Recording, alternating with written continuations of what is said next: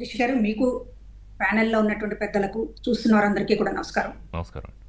ఆంధ్రప్రదేశ్ విభజన ఆంధ్రప్రదేశ్ వైపు నుంచి కాకుండా తెలంగాణ రాజకీయ ప్రయోజనాల గురించి చేయడం అనేటటువంటిది ఒక శాపం అయితే, జగన్మోహన్ రెడ్డి గారు లాంటి ఒకప్పుడు ముఖ్యమంత్రి ఇప్పుడు ప్రతిపక్ష నేతగా ఉండడం అనేటటువంటిది మరొక శాపం ఆంధ్రప్రదేశ్కి. ఇవాళ మావిగన్ అనేటటువంటి దాన్ని ఒక ఎలక్షన్ ఎజెండాగా మారుస్తామనేటటువంటిది, అంటే టెర్రరైజ్ చేయడం, ఈ రాష్ట్రాన్నే టెర్రరైజ్ చేయడానికి ఈరోజు ఆయన కంకణం కట్టుకున్నట్టు చాలా స్పష్టంగా కనపడుతోంది. రాజధాని విషయంలో నిజానికి రాష్ట్రమంతా కూడా కేంద్రం ఒక చట్టం చేసి దాని గెజిట్ నోటిఫికేషన్ ఇచ్చిన తర్వాత ఒక కంక్లూజన్కి ఇప్పటికైనా వచ్చాము.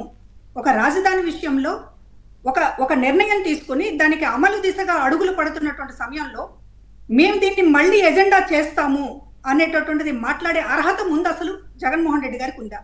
చట్టపరంగా కూడా అర్హత ఉందా? ఒక ముఖ్యమంత్రిగా చేసినటువంటి వ్యక్తి పార్లమెంటు చేసినటువంటి చట్టాన్ని దాదాపు 40 పైగా రాజకీయ పార్టీలు ఏకగ్రీవంగా ఆమోదించినటువంటి చట్టాన్ని ఈయనక్కడు ముఖ్యమంత్రిగా ప్రజలు ఒకసారి ఎన్నుకున్నటువంటి పాపానికి నేను మళ్ళీ ఏదైనా ఈ రాష్ట్రంతో ఆడుకోగలను అనేటటువంటి స్టేట్మెంట్ ఇవ్వడం పైన చట్టపరంగా చర్యలు తీసుకునేటటువంటి అవకాశం లేదా? పార్లమెంట్ని అవమానించడం కాదా? ఒక ముఖ్యమంత్రిగా ఉండి రాజ్యాంగంలో రాజధాని ఉందా, పార్లమెంట్లో చట్టం చేస్తే అమలు చేయాలా అని మాట్లాడుతూ ఉంటే ఇంకా చట్టాన్ని ఎవరు గౌరవించాలి? ఒక ముఖ్యమంత్రిగా చేసినటువంటి మనిషి గౌరవించకపోతే రేపు మీరు నేను కూడా చట్టాన్ని గౌరవించాల్సినటువంటి అవసరం లేదు కదా? ఏ మాట పడితే ఆ మాట మాట్లాడొచ్చు కదా? రోడ్ల మీదకి వచ్చి ఏది పడితే అది చేయొచ్చు కదా? అంటే చట్టాన్ని గౌరవించాలి అనేటటువంటిది, ఆ సంకేతాన్ని ఒక రాజ్యాంగబద్ధమైనటువంటి పదవుల్లో ఉన్నటువంటి వాళ్ళే మాట్లాడకపోతే చట్టాన్ని ఎవరు పాటించాలి?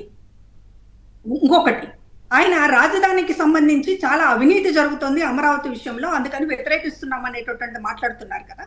మరి ఇంతకు ముందు అమరావతిని ఎందుకు వ్యతిరేకించారు? ఇంతకు ముందు ఇంతమంది వేల మంది రైతులు భూ సమీకరణకి రైతులు ఇస్తే వాళ్ళకి సంబంధించినటువంటి సమస్యల్ని ఒక్క రోజు కూడా అడ్రస్ చేయకుండా ఈ రోజు రైతులకు సంబంధించినటువంటి సమస్య ఉంది పరిరక్షణ అనేటటువంటి పేరుతో బయలుదేరుతున్నప్పుడు అసలు ఆ రోజు అమరావతిని మీరు ఎందుకు వద్దంటున్నారు అనేది అసెంబ్లీలో మాట్లాడారు. 3 రాజధానులు అని చెప్పినప్పుడు ఆ రోజు ఏదైనా మీరు వెనక్కడుగు ఎందుకు వేస్తున్నారనేటటువంటిది ఆ రోజు అసెంబ్లీలో ప్రకటన చేశారా? చేయలేదు. మళ్ళా ఇప్పుడు వైజాగ్ రాజధాని, కర్నూలు రాజధాని, లేకపోతే మరొకటి రాజధాని అని చెప్పినప్పుడు దీని నుంచి ఎందుకు వెనక్కడుగు వేస్తున్నారనేది వాళ్ళ ప్రెస్ మీట్ లో కానీ లేకపోతే వాళ్ళ పార్టీ మీటింగ్ లో కానీ ఎక్కడైనా చెప్పారా? అంటే నాకేమీ బాధ్యత ఉండదు అని ఆయన పదే చెప్తున్నారు. ఒక స్టాండ్ నుంచి వెనక్కి వస్తున్నప్పుడు ఆ స్టాండ్ ఎందుకు విత్డ్రా చేసుకుంటున్నాం అనేటటువంటి ఒక రాజకీయ పార్టీగా చెప్పాలా? అది కనీసం ఎవరైనా పాటించేటటువంటి పద్ధతి. కానీ ఈయన నోటికి ఎప్పుడు ఏది వస్తే అది మాట్లాడుతాను, నేను మాట్లాడిందే శాసనం, నాది వినాలంతే.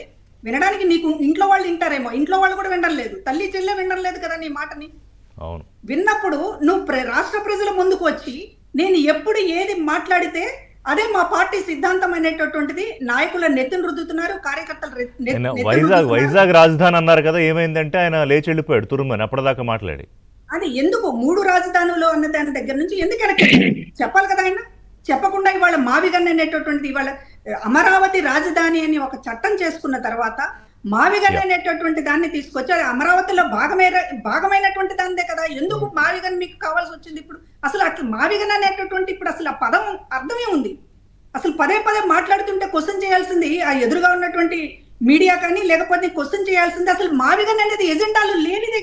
ఇప్పుడు మీరు కొత్తగా అధికారంలోకి వస్తారా చేస్తారా అనేటటువంటి తర్వాత విషయం. అసలు మావిగన్ అనే పదాన్ని ఆల్టర్నేటివ్ గా చెప్పేటటువంటి అర్హత ఎవరికి లేదు కదా. అమరావతి అయిపోయింది కదా, ఫైనల్ అయిపోయినటువంటి దాన్ని మావిగన్ లేకపోతే ఇంకొకటి పేరు కావచ్చు. అసలు అమరావతి తప్ప ఇంకొకటి రాజధాని కాదు అన్నటువంటి దాన్ని, లేని దాన్ని ఇక్కడ ఎందుకు క్రియేట్ చేస్తున్నారు? సుధాకర్ గారు, సిఆర్డీఏ 8350 చదరపు